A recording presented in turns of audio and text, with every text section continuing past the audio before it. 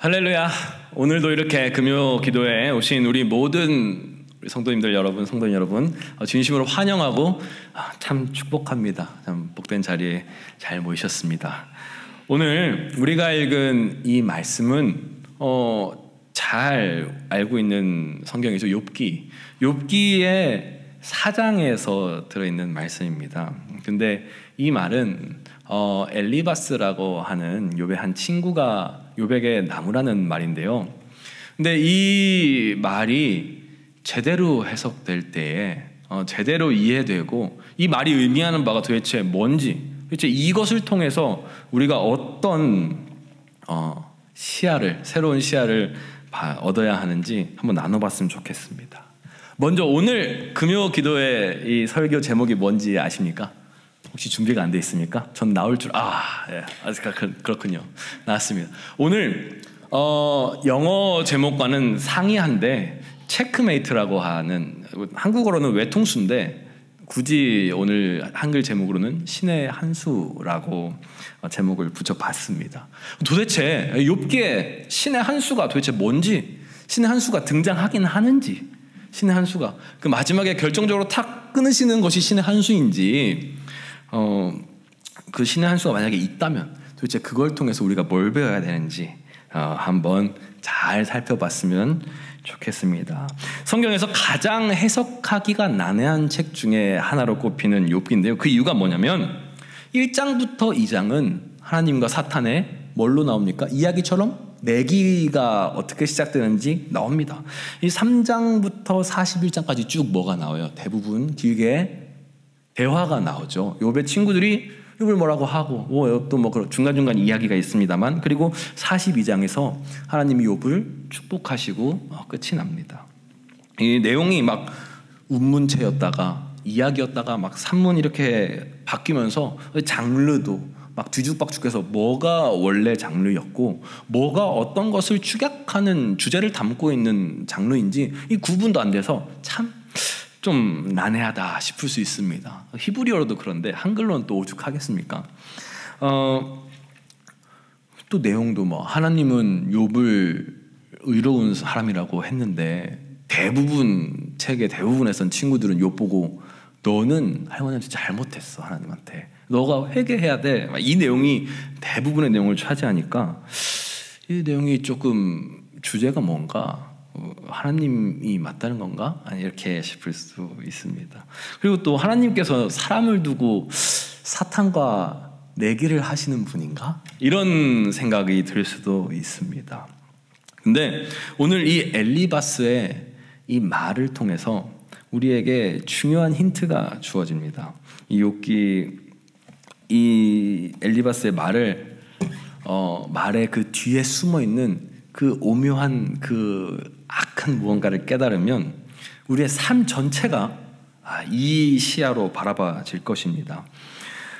오늘 본문에 이 등장한 엘리바스는 자기가 이 욥한테 얘기하는데 그냥 막 얘기한다고 이야기하지 않아요. 어떻게 얘기합니까? 12절, 16절에서 뭐라고 시작해요? 12절, 어떤 말씀이 내게 가만히 임하고 이렇게 이르고 그 가나다라는 소리가 내게 귀에 영 들렸나니, 뭐라고 얘기해? 왜 이런 시작을 하는 이유가 뭐예요?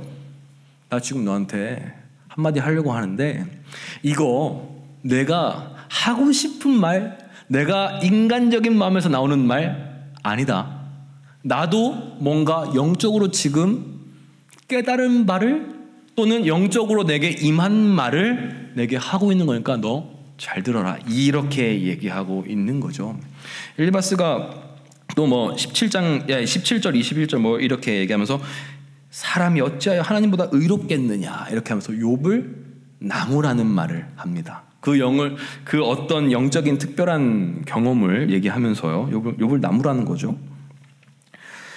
이 구체적으로 드러나는 이 엘리바스의 감각적인 체험과 이 메시지를 통해서 이 엘리바스에게 임한 영이 무엇인지 생각해 봐야 됩니다.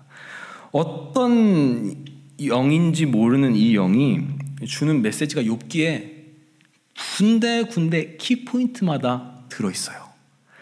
욥의 친구들이 이 욥을 뭐라고 할 때 세 번씩 뭐라고 하거든요. 근데 이 단락이 바뀔 때마다 이런 식의 메시지가 들어갑니다. 특히 다 나중에 누구 엘리후라는 청년까지도 나도 내 영이 내 입에서 말을 하게 한다, 이렇게 나도 그 영이 주는 말이 내 입에 가득 찼다라고 뭔가 얘기를 해요. 그래서 지금 이 필드가 지금 어떤 뉘앙스를 계속 주고 있습니까? 단순히 사람들의 어떤 대화, 꾸지람 아니면 반박, 이것이 아니라 어떤 영의 긴밀한, 그 배후에 있는 한 영의 어떤 긴밀한 작업물이라는 내용이 들도록 이 대화가 구성되어 있다는 겁니다. 32장 엘리후 말씀드렸듯이 이 엘리후도 엘리바스의 이 메시지를 가지고 있고, 38장에서 하나님이 등장하시면서 나무라시는 장면이 등장하는데 누굴 나무라냐? 38장 4절 한번, 심심하니까 한번 같이 보실까요? 38장 4절. 욥기 38장 4절입니다.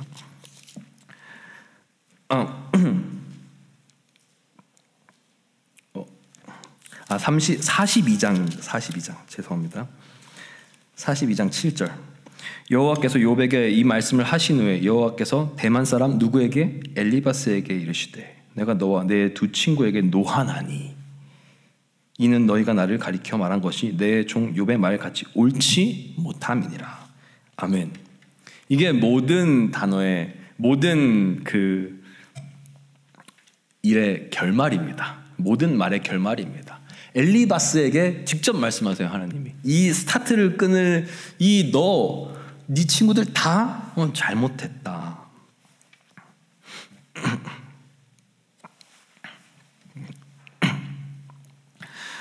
그러면 이제 이 엘리바스에게 임한 영이 도대체 뭔지 정말 확실하게, 우리가 어렴풋이 짐작은 하지만 성경이 우리에게 말씀해 주시는 구체적인 그 증거와 그리고 우리가 삶에 비춰봐야 될 중요한 포인트 요소들이 여기에 들어있거든요. 먼저 본문 17절 말씀 한번 보겠습니다. 사람이 어찌 하나님보다 의롭겠느냐? 사람이 어찌 그 창조하신 이보다 깨끗하겠느냐? 이 영이 말하는 것이 뭐죠? 사람은 다 죄인이다. 맞는 말입니까? 틀린 말입니까? 맞는 말이에요. 맞는 말인데, 이 맞는 말인데 이 조금 왜 다른 느낌의 영이 맞는 말을 하지? 이어서 18절 19절도 다시 보면 하나님은 그 중이라도 그대로 믿지 아니하시며 천사라도 미련하다 하시나니 하물며 흙집에 살며 티끌로 털을 삼고 하루살이 앞에서라도 무너질 자이겠느냐? 인간 너 욥 얘기하는 거죠. 그러겠느냐? 우리 다 하나님의 기준에 못 미친다. 무슨 얘기죠? 하나님은 인간을 뭐라고 생각한다? 티끌보다 못하게, 하루살이보다 못하게. 그 수준 차이가 너무 나니까 그렇게 생각하신다, 이렇게 말을 하는 겁니다. 이게 맞습니까? 틀립니까? 수준 차이가 나는 것은 맞죠. 근데 하나님은 자신의 생각을 분명하게 성경에 계시한 적이 있어요. 우리 너무 유명하죠? 예레미야 29장 몇 절이요? 11절. 너의 일을 향한 나의 생각을 내가 안 하니 뭐요? 평안이요 재앙이 아니니라. 하나님이 직접 말씀하셔서 우리는 알고 있어요. 근데 이것을만 봐더라도 뭔가 교묘하게 하나님의 어떤 그 메시지를 왜곡한다라는 것을 알고 있죠. 하나님은 우리에게 수준 차이가 많이 나니까 나 아니고선 너에게 평안을 줄 자가 없고, 나 아니고선 너에게 미래와 희망을 줄 자가 없으니 뭐해라? 나에게 믿어라, 나에게 돌아와라, 나를 사랑해라, 나와 사랑을 나누자, 이렇게 메시지가 가야 되는데 수준 급차이가 너무 나니까 너 하나님한테 조아리고 돌아가라, 이렇게 시작하는 거예요. 언뜻 보면 진리 같지만 기본적인 하나님의 마음하고는 180도 다른 겁니다. 엘리바스, 소발, 빌닷, 이 친구들이 이 이상한 영의 가르침을 계속 반복해요. 일맥상통하게 너 죄져서 그런 거야. 너 치신 거야. 너 죄 때문에 하나님하고 뭔가 풀 게 있어야, 풀 게 있어서 망한 거야. 정죄하고 상황과 또 현실적인 문제들을 들이먹이면서 욥을 평가하고 나무랍니다. 저 개인적으로 원래 뭐 그런 분들이 종종 계셔요. 영적이신 분들이라고 하시면서 종종 계셔. 경험담입니다. 종종 계셔요.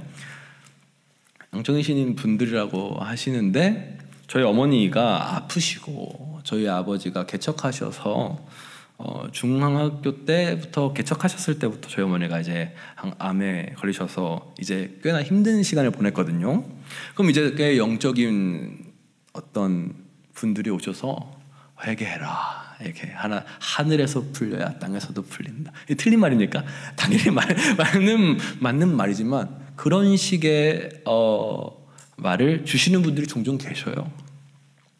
근데 물론 더 함께 기도해 주시고 함께 정말 위해 주시는 분들 많았지만 그럴 때마다 어떻게 됩니까?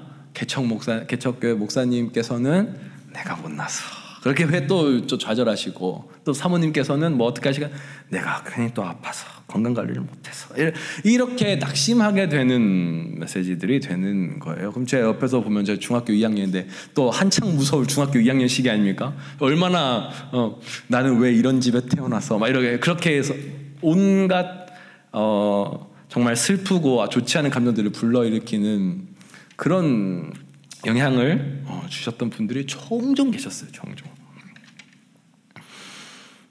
그러면 이런 식의 엘리바스처럼 교만하고 영적으로 좌절하게 하는 메시지는 누구로부터 올까요? 저는 오늘 말씀에 근거해서 단호하게 말할 것입니다. 단호하게 이렇게 말하는 것은 누구로부터 오는지 똑똑히 아시도록 단호하게 말할 것입니다. 4장 12절 같이 읽읍시다. 4장 12절 우리 본문은 안 속했죠? 4장 12절 시작. 어떤 말씀이 내게 가만히 이르고 그 가나다라는 소리가 내 귀에 들렸었느니. 아멘. 여기에 이 가만히라는 단어가 굉장히 중요해요. 가만히라는 단어는 히브리어로 가나브라고 하는데 이 가나브라는 단어는 구약 성경에서 단 2번 쓰였습니다. 그러면 한 번은 여기에 쓰였고 한 번은 어디서 쓰였는지 되게 중요하겠죠. 왜냐하면 단어가 이 하나의 단어를 용례를 알아야 어떤 뉘앙스를 가진 단어를 알아야 정확하게 이 단어의 의미와 어떤 문맥적인 그 용도를 우리가 정확히 알 수 있지 않겠습니까? 어디에서 나오냐? 예레미야 23장 30절 가나브라는 말 가만히라는 뜻인데 원래는 도둑질하다라는 뜻이요. 예레미야 23장 30절 말씀 다 같이 읽겠습니다. 23장 30절 말씀 찾으셨죠? 같이 읽겠습니다. 시작. 여호와의 말씀이니라. 보라 서로 내 말을 도둑질하는 선지자들도 내가 치리라. 아멘. 여기에 뭐가 가나브냐면 도둑질하다 이 단어가 가나브예요. 지금 뭐예요? 선지자들이 말씀을 뭐 할 때 교묘하게 도둑질해서 자기 말처럼 자기 말로 하나님의 말을 교묘하게 바꿔서 얘기하는 그 순간에 쓴 단어가 가나브예요. 성경에 단 2번 등장하는데 이 단어를 여기에 넣습니다. 그럼 욥기서를 기록하는 사람은 이 가나브라는 단어의 어떤 뉘앙스를 도둑질하다라는 뜻을 알까요? 모를까요? 당연히 알겠죠. 그러면서 이 말씀이 뭔가 히브리어 아는 듣는 또 이것을 읽는 청중으로 하여금 도둑질된 느낌이라는 말씀을 어렴풋이 주고 있는 겁니다. 이 말씀이 도둑질된 어떤 거짓 선지자와 같은 그런 맥락에서 나오는 말이다. 이렇게 얘기해 줍니다. 이 노골적으로 욥기 엘리바스에게 거짓 선지자의 이미지가 드러나도록 하는 단어인 거죠. 또 14절 15절 같이 4장 14절 15절 같이 또 제가 보겠습니다. 두려움과 떨림이 내게 이르러서 모든 뼈마디가 흔들렸느니라. 그때 영이 내 앞으로 지나매 내 몸에 털이 쭈뼛하였느니라. 아멘. 자, 이것을 조금 기억하기 위해선 우리가 욥기의 처음 시작을 한번 되짚어 볼 필요가 있습니다. 욥기 이야기 모르시는 분들은 계십니까? 모르시는 분들 계십니까? 시작 없으시죠? 한번 짚어보겠습니다. 하나님과 그 아들들이 이제 천상에서 회의를 하고 있을 때 누가 나옵니까? 사탄이 거기에 몰래 참석을 해요. 그러다가 이제 이야기를 좀 나누게 되는데, 그러면서 누구에 대한 이야기를 하나님과 나누게 됩니까?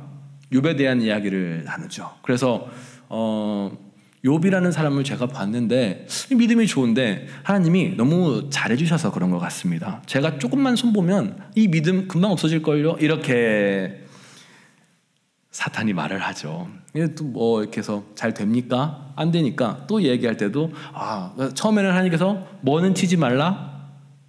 이렇게 몸은 치지 마라 이렇게 말씀하시는데, 두 번째 사탄이 하니까 돼요 안 돼요? 잘 안 됐어요. 첫 번째 방법이. 그래서 두 번째로 하나님 그걸로는 좀 이 수는 좀 약한 것 같고 제가 조금만 더 강한 수를 써봐도 됩니까? 이렇게 허락을 또 구해서 가서 직접 욥의 몸까지도 치는 장면이 나오죠. 그리고 우리는 사탄과 하나님의 직접적인 대결과 또는 믿음 싸움 또는 수싸움 이런 것들을 욥기에서 볼 수 있습니까? 없습니까? 그 다음부터는 특별한 대결이 안 나오는 것 같아요. 그러나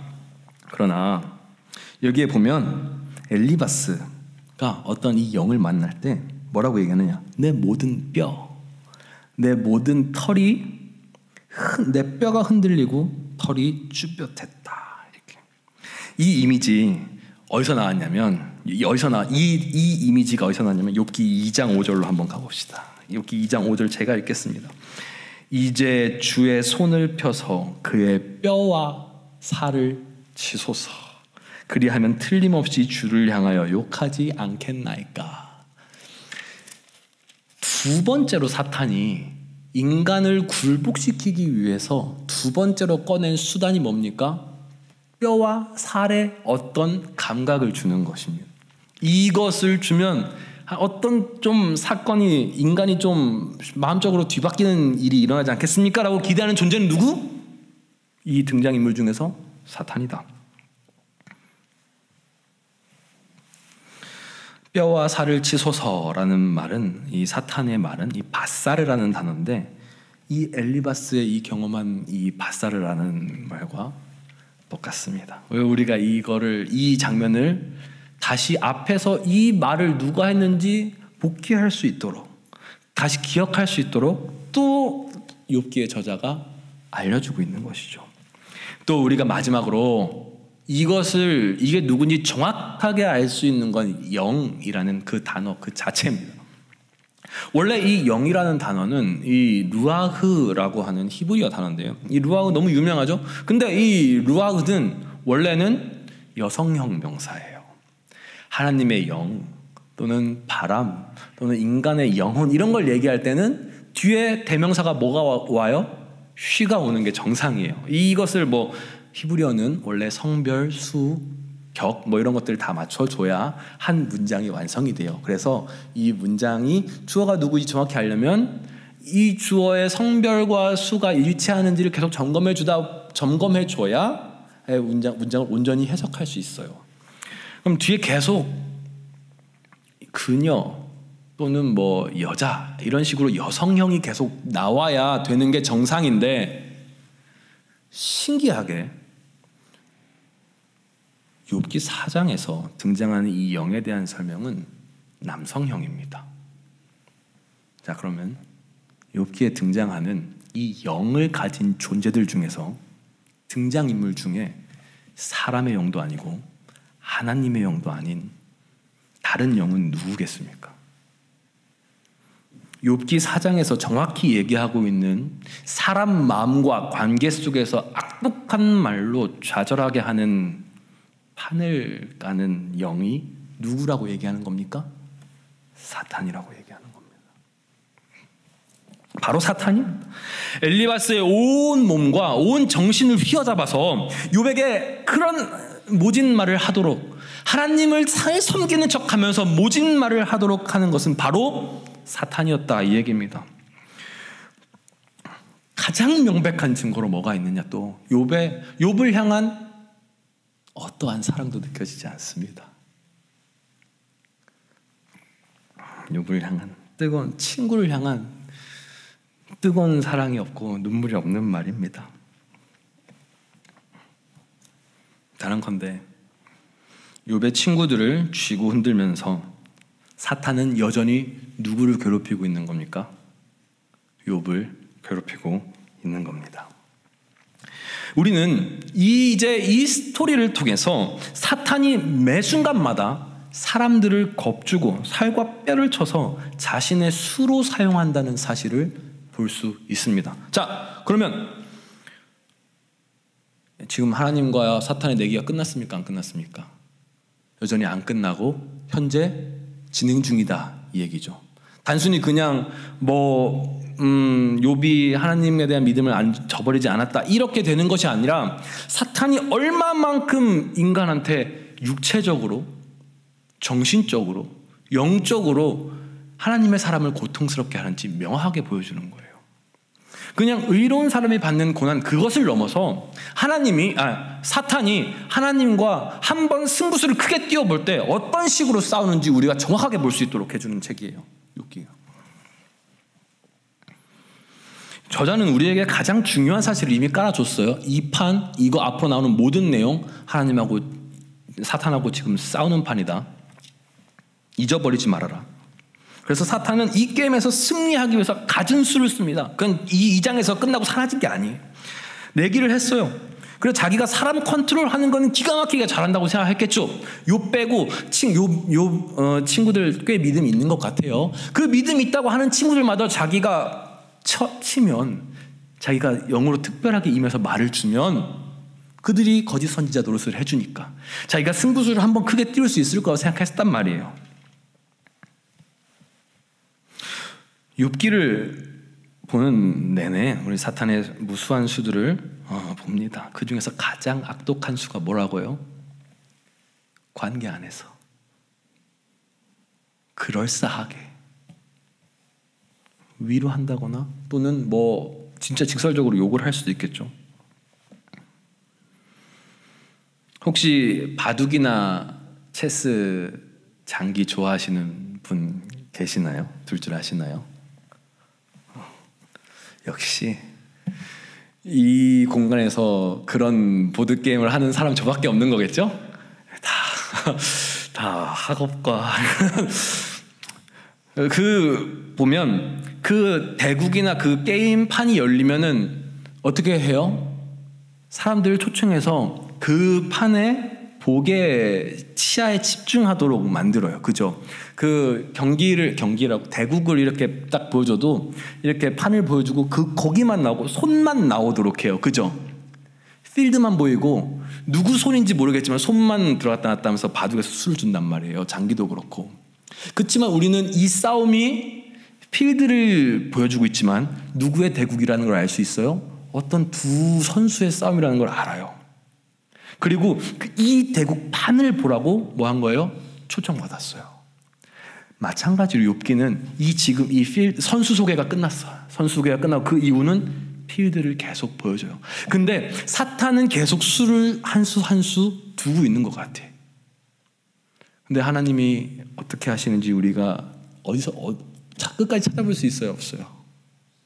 그게 문제예요. 그게 우리가 욥기에서 봉착하는 큰 문제 중에 하나입니다. 하나님이 잠잠하신 것 같아요. 분명히 사탄은 지금 수를 막 여러 개를 쓰고 있어요. 이거 오케이 장군 체크메이트 하면 사탄도 막 신나서 열심히 막 해보고 있어요.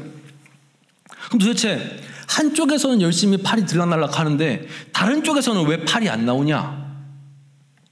이거를 궁금해할 수 있단 말이에요. 그게 욥기 내내 안 나와요. 그래서 애꿎은 욥만 사탄의 수에 하염없이 당하고 두드려 맞고 있는 것처럼 보입니다. 근데 여러분, 우리는 이 승부의 조건을 이미 알고 있지 않습니까? 그 승부의 조건이 뭐죠? 어쨌든 결판은 어떻게 나는 겁니까? 욥이 하나님을 배반하지 않는 것, 그거잖아요. 그럼 하나님도 욥의 믿음을 강화하면서 막 뒤에서 막 이렇게 도와주시고 막 이랬을까요? 그런 게 성경에서 등장하진 않죠.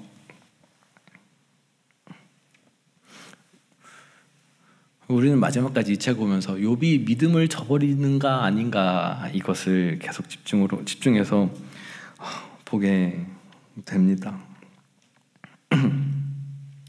이 고수와 하수를 나누는 결정적인 차이점이 있어요. 제가 어렸을 때 뭐 다른 레슨 제가 뭐 배운 거 제대로 배운 게 사실 없거든요. 근데 하나 학원을 제대로 다니는 학원이 있다고 한다면 바둑 학원이 있습니다. 바둑 학원 제가 초보 59부터 쭉쭉쭉 올라가서 이제 뭐 이렇게 하는데 그 급이 올라갈 때마다 뭘 해야 되냐면 시험을 쳐요. 뭘 하느냐? 이수에 대한 개념이 있나? 그래서 고수와 하수의 차이는 한 수를 알고 모르고의 차이입니다. 그래서 초보들이 하수가 고수한테 이렇게 얘기하죠. 한 수 배우겠습니다. 이렇게 얘기합니다. 물론 제가 조금 더 강력한 예시를 들기 위해서 혹시 장기 아십니까? 장기 아세요? 그러면 근데 이제 장기라는 게 있습니다. 세상에는 여러분 장기라는 게 있어요. 장기가 이렇게 초록 색깔, 빨간 색깔 말이 있는데 서양에서는 체스가 비슷하고 동양에서는 장기라고 있죠. 근데 제 경험담으로 얘기해 드리는 겁니다. 저는 아버지께 초등학교 1학년 아니면 그 이하 때 장기를 처음 배웠어요. 그래서 아버지가 어떻게 가르쳐 주셨냐면 옆에 이 졸을 앞으로 열어야 이 강하게 움직일 수 있는 이 차라는 게 있거든요. 장기에는 차가 제일 셉니다. 퀸 같은 존재예요. 체스의 퀸. 이렇게 막 이제 적진과 우리 내 진영을 오가면서 공격할 수 있는데 제가 초보 때는 양 옆을 열어서 찾기를 내야만 이제 그 다음 공격을 할 수 있다 이렇게 배웠어요. 그래서 이제 그걸로 이제 초등학교 때 전국을 제패했을 거 아닙니까? 전국에 좀 과장했죠. 초등학교 때 내가 장기를 제일 잘 둬, 막 제대로 다 잘 둘 줄도 모르는 친구들 데리고. 근데 어느 날 그 이후에 찾기를 열지 않는 상대를 만났어요.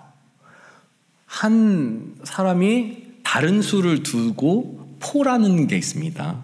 차랑 포라는 게 있어요. 이 포는 넘어다니는데 마찬가지로 거리에 제한이 없어요. 그래서 이 포라는 거를 갑자기 앞으로 띄우는 수를 두는 거예요. 원래 처음에는 차를 열어줘야 차라는 걸 길을 내줘야 되는데 얘는 왜 차를 안 열고 갑자기 포로 3수 만에 나한테 장을 치지?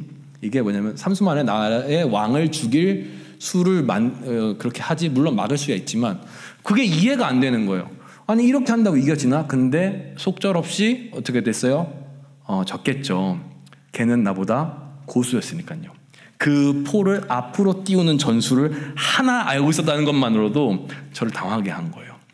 고수는 하수가 자기의 수를 딱 띄우고 얘가 어떻게 대응하는지 보고 얘 아네? 모르네? 이거를 알 수 있겠죠. 딱 포를 자기의 수를 딱 뒀을 때 제가 그에 대해서 적절히 반응하지 못함을 보고 나보다 하수네. 이미 그럼 뭐예요? 그 사람은 그 포라는 기물을 올릴 때부터 뭐예요? 이긴 거예요. 저를 이미 이기고 들어간 거예요. 그게 고수인 겁니다. 혹시나 이 전략이 궁금하신 분들을 위해서 말씀드리면 농포라고 하는 겁니다. 농포라는 건 포를 5선으로 올리는 전략인데 구체적인 건 나중에 얘기하도록 하고요. 이 농포를 알면 만약에 제가 알았더라면 어떻게 해요? 이 포를 딱 올렸을 때 그렇게 알아? 그럼 이미 사수 뒤에 있을 여기 하단부의 전쟁에서 내가 기물들을 싸그리 몰살당하지 않기 위한 수를 어떻게든 대비를 세웠겠죠. 알면 그렇겠죠. 근데 모르니까 당하는 겁니다. 이처럼 고수는 하수가 모르는 한 가지 수를 더 둬요. 그게 승부수가 됩니다. 그리고 거기서 배울 점이 생겨요. 그게 가장 핵심이에요. 그러면 이미 딱 봐도 아시겠죠? 딱 봐도 아시겠죠? 지금 이 욥이 들어있는 필드에 사탄하고 대국하는 이 하나님, 이 여기 중에서 누가 고수고 누가 하수겠습니까? 당연히 누가 고수고 누가 하수겠어요. 하나님께서 당연히 고주시겠죠. 우리가 욥기를 볼 때 꼭 필요한 시야가 있어요. 지금 우리는 욥기 볼 때 욥이 고통받는 것을 조금 걱정해요. 그죠? 욥이 고통받는 거, 왜 욥이 고통받아야 되나? 막 이렇게 욥의 고통에 집중할 때가 종종 있어요. 자주 그래요. 근데 사실은 욥기에서 가장 고통받는 존재는 일단 먼저 욥은 아닙니다. 욥기에서 가장 고통받고 가장 당혹스럽고 가장 어디로 도망치고 숨고 싶은 존재는 누구는 사탄입니다. 자, 하나님하고 게임하고 있는데, 하나님하고 자기 모든 거 다 걸고 게임하고 있는데 지고 있어요. 게임이 계속 진행되면 진행될수록, 욥이 버티면 버틸수록 얘 왜 이러지? 얘 왜 이렇게 세지? 얘 뭔데 이렇게 안 넘어가지? 라고 계속 할수록 누가 무섭고 누가 당황스러운 거예요? 사탄이에요. 욥은 고통, 처음 고통 그대로 그냥 극심한 고통 그냥 그대로 늘어나지 않아요. 근데 한 수 한 수 진행될 때마다 더 당황스러운 건 사탄이에요. 사탄은 진짜 공포에 사로잡힐 수밖에 없어요. 예를 들어보겠습니다. 같은 반에서 싸움 제일 잘하는 애랑 사이가 틀어졌다고 칩시다. 그럼 어떻게 하면 됩니까? 반을 옮기면 됩니다. 뭐 그 친구가 학교 짱이면 학교를 전학 가면 되겠죠. 뭐 교장 선생님하고 좀 틀어져도 전학 가면 됩니다. 하다못해 극단적으로 예시를 들어서 대한민국 대통령하고 사이가 틀어졌다고 얘기해 봅시다. 그러면 어디로 가면 됩니까? 나라를 옮기면 됩니다. 근데 온 우주를 다스리시고 구석구석 모든 차원마다 다 관여하시고 다 컨트롤하시는 하나님하고 관계가 틀어지면 어디로 도망가야 됩니까? 뒤로 물러날 곳이 있습니까? 우리는 사탄이 지금 이 순간에도 엄청나게 두려운 상황 속에서 자기 다 걸고 싸우고 있다는 걸 알아야 돼요. 그렇기 때문에 우리가 이기기가 더 쉽다는 사실도 알아야 됩니다.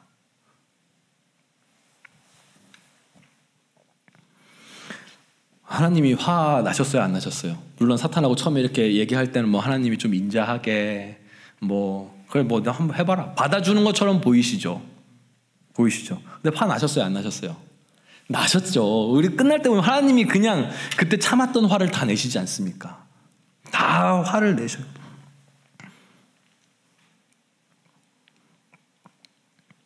사탄이 주었던 그 모든 말씀 다 혼나요. 사탄은 이 승부수에서 한 수 한 수마다 다 밀리면 그 모든 수가 다 하면 죽는 거예요. 외통수예요. 체크메이트예요. 하나님은 한 수도 두지 않았는데. 욥은 뭐 했습니까? 욥이 아무것도 안 했죠. 신기하죠?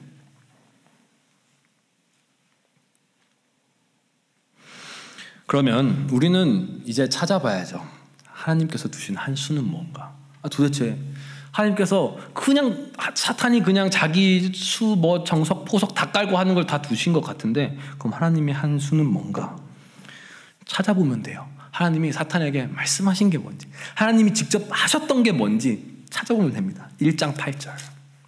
꽤 처음으로 갑니다. 꽤 처음으로. 1장 8절. 제가 읽겠습니다. 여호와께서 사탄에게 이르시되 네가 내 종 욥을 주의하여 보았느냐? 그와 같이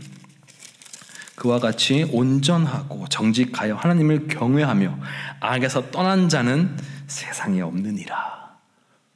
이 내기 누가 시작했어요? 사탄이 감히 하나님한테 먼저 말 안 했어요. 하나님이 먼저 사탄한테 말을 한 거예요. 그리고 2장 3절 한 번 더. 여호와께서 사탄에게 이르시되 네가 내 종 욥을 주의하여 보았느냐? 그와 같이 온전하고 정직하여 하나님을 경외하며 악에서 떠난 자가 세상에 없느니라. 네가 나를 충동하여 까닭없이 그를 치게 하였어도 그가 여전히 자기의 온전함을 굳게 지켰느니라. 아멘.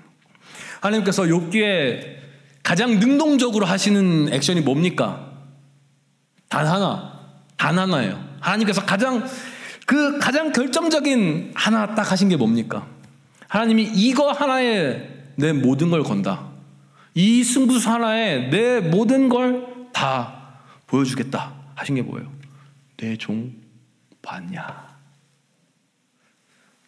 신기해요. 사탄에게 고작 그 한 사람 시선을 빼앗기게 한 것이 하나님이 하신 일이에요.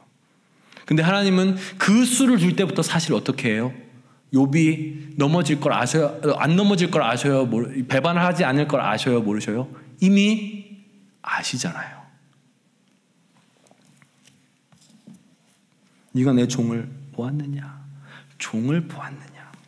하나님의 필승의 첫 수는 진짜 하나님을 가짜 말고 진짜 하나님의 종, 진짜 하나님을 믿는 그 신실한 종, 그거를 오히려 사탄 앞에 보여주는 거예요. 그게 하나님의 한 수예요. 그가 어떻게 성공하고 그가 어떻게 막 대단해지고 그가 뭔가 엄청난 기적, 이런 게 중요한 게 아니라 그냥 두고 한번 보는 거예요. 이게 하나님의 첫 수예요.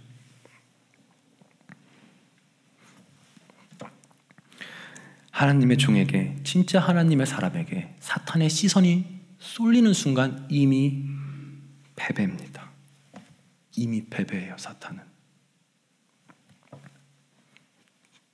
그게 하나님의 한 수입니다. 하나님의 사람을 사탄 앞에 보여주는 것, 그게 신의 한 수예요. 그게 체크메이트입니다. 한 번 두는데 체크메이트. 그럼 이제 이 욥기 이걸 통해서 우리는 세상을 넓게 보는 눈을 가지게 됩니다. 지금도 이 세상은 치열하게 사탄이 많은 수를 쓰고 있어요. 영적인 전투가 벌어지고 있는 걸 우리는 알죠. 사탄이 첫 수부터 졌음에도 지금 이 시간이 허락되어 있는 한 이 시공간 안에서 끊임없이 어떻게 해요? 자기 수를 막 두고 있어요. 어떻게든 더 데리고 가려. 어떻게든 자기 그 하수 만들려. 어떻게든 다 해서 뭐 하나님이 한 번이라도 지는 것처럼 보이게 하려고 지금도 노력하고 있다, 이 얘기예요. 하여튼 상황과 처지와 결과와 원인과 우리 상황, 어떤 뭐 교회의 어떤 상황, 뭐 가정의 어떤 상황, 이런 것들을 계속적으로 우리에게 강조하면서, 또는 관계 속에서 어떤 말로, 어떤 임팩트 있는 말로, 또 어느 어떤 성공을 부추기는 말, 또는 뭐 어떤 우리를 비교하는 그런 말로, 세상의 그런 무수한 말로 우리의 믿음을 달아본단 말이에요.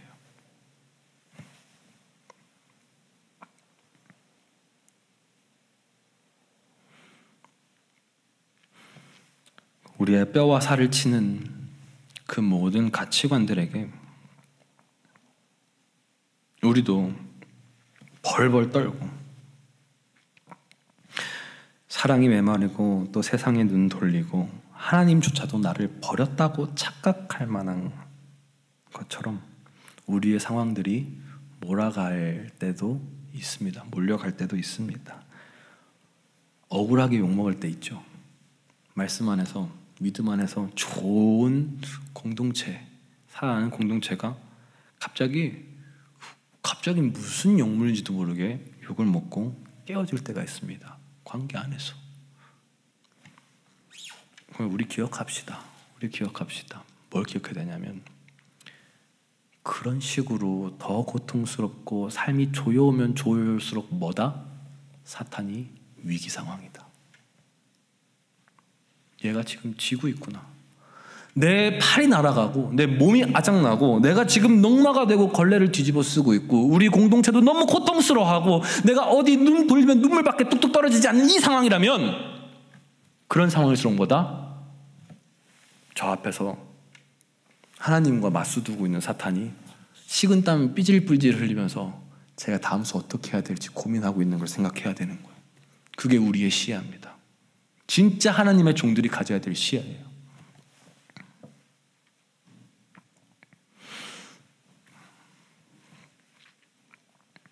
그럼 이제 우리 당당히 외칠 수 있는 겁니다. 우리가 진짜 하나님의 사람이면, 우리가 하나님의 사람이라고 믿는다면 우리 당장히 외칠 수 있는 거예요. 사탄 보고, 야, 너 이제 그 수밖에 없구나. 야, 너 이제 그거밖에 안 남았구나. 야, 이거 이렇게 관계를 이렇게 한다고? 그거밖에 없었구나. 이렇게 표현할 수 있어요.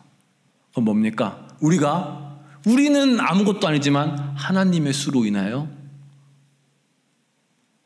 우리의 수가 올라가는 거예요. 우리 아무것도 안 하지만, 야, 사탄이 그거밖에 없구나.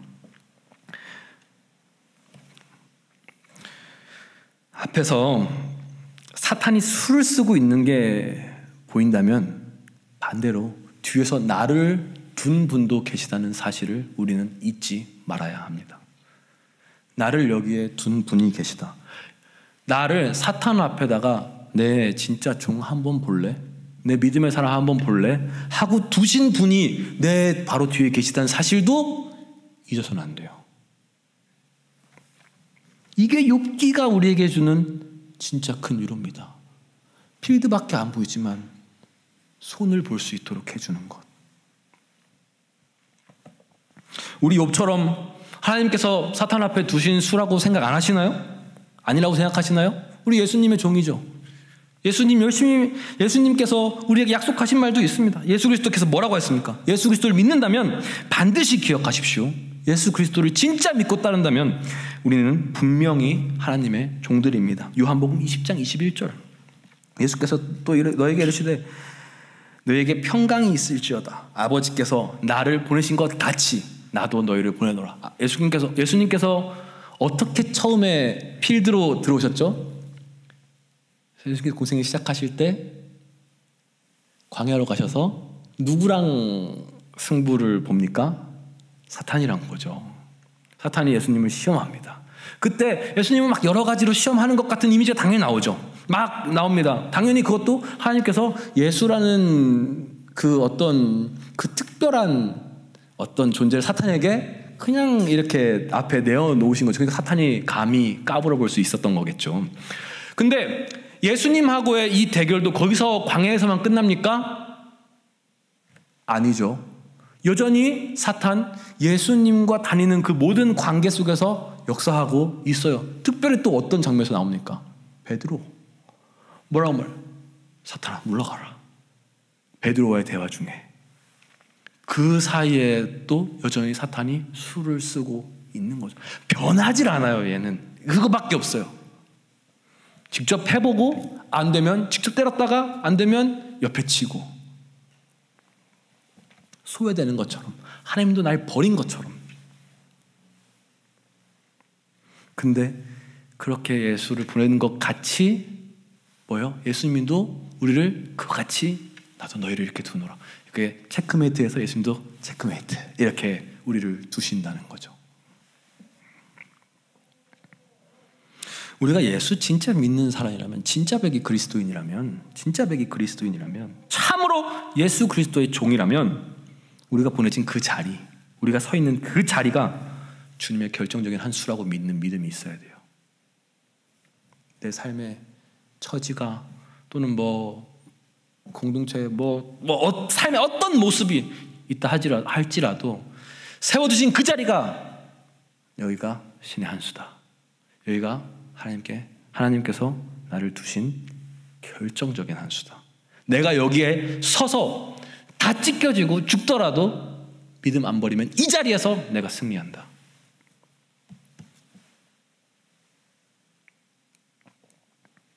뉴 잉글랜드, 이 보스턴 땅에 여기에 우리가 이렇게 모여서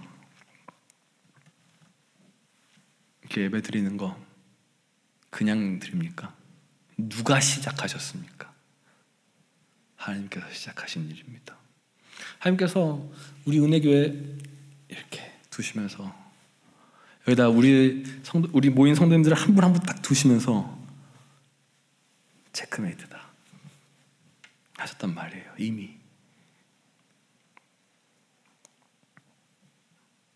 그래서 우리는 이 자리에서 다른 이름으로 엄청난 어떤 특별한 특별한 것들로 굳이 승리를 만들거나 굳이 다른 걸로 추구할 필요가 있어요, 없어요?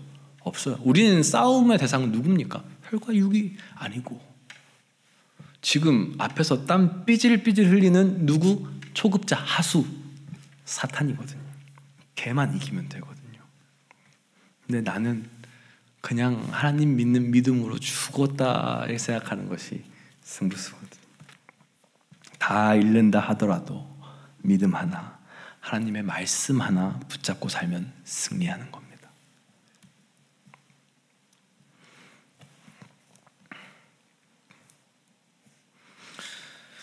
욥기의 마지막을 아시죠? 그 모든 내기가 다 끝나고 사탄이 자 끝났다.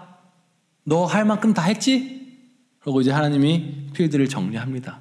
그러고 뭐라고 얘기하셔요? 하나님이 힌트를 주세요. 이게 왜 이 세상에서 일어나는, 이 우주에서 일어나는 모든 영적인 전쟁이 왜 다 내 손 안에 있을 수밖에 없는지 하나님이 힌트를 주세요.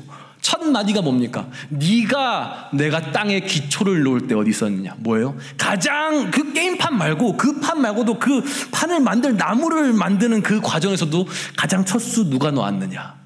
내가 놨는데 내가 설마 이 필드에서 질 거라고 생각했어? 우리 하나님 볼 때, 우리 하나님께서 하시는 일 모두 생각할 때 어중간한 범위로 생각하면 안 됩니다. 우리가 이 전쟁을 한, 영적 전쟁을 하는 이 필드마저도 하나님께서 만드셨다는 사실을 기억해야 돼요. 지시겠냐 이 말입니다. 우리는 이미 압니다. 하나님께서 승리하신 게임이라는 걸. 예수 그리스도께서도 이제 이후에 이 게임판에서 무수히 많은 사탄의 공격을 감당할 주의 종들에게 또 말씀을 주셨어요. 요한복음 16장 33절. 이것을 너에게 이르는 것은 너희로 내 안에서 평안을 누리게 하려 함이라. 예수 안에서. 좀 그려지시죠? 우리가 주님 편에, 주님 안에 이렇게 들어서 이제 그 어떤 필드에 같이 나가 있다는 이미지죠. 세상에서는 너희가 환난을 당하나 담대하라. 왜요? 내가 세상을 이기었노라. 예수님도 뭘 얘기해요? 이 내가 있는 이 그 첫서부터 내가 온 그 자리 너희를 보내노라 하는 그 자리까지도 뭐다? 이미 그 수가 끝난 수니까 담대하라. 세상에서는 비록 환난 당하지만 끝난 수다.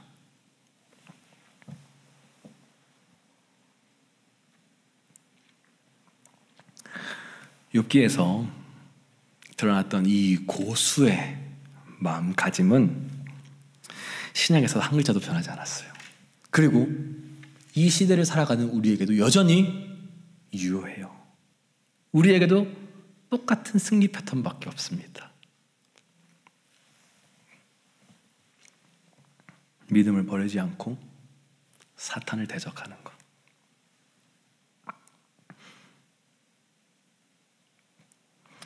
오늘 저는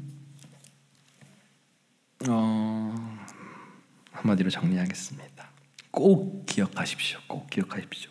진짜 믿음의 종일수록 주님께서 두신 그 자리는 진짜 천국 승리를 위한 단 하나의 수라는 사실을 잊지 마십시오.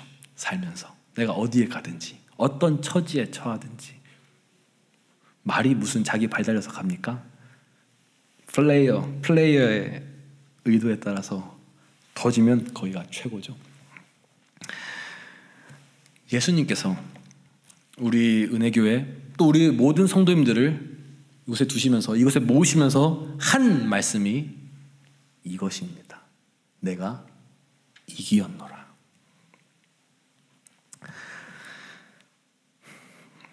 우리 다 함께 예수 그리스도와 함께 살아가며 그리스도의 한 수로 또 그리스도에 속한 그 어떤 이어지는 하나님의 승부수로 하나님의 단 하나의 승부수로 승리에 동참하여 마침내 하나님 나라에 이르는 모든 우리 성도님들 되시길 간절히 소망합니다.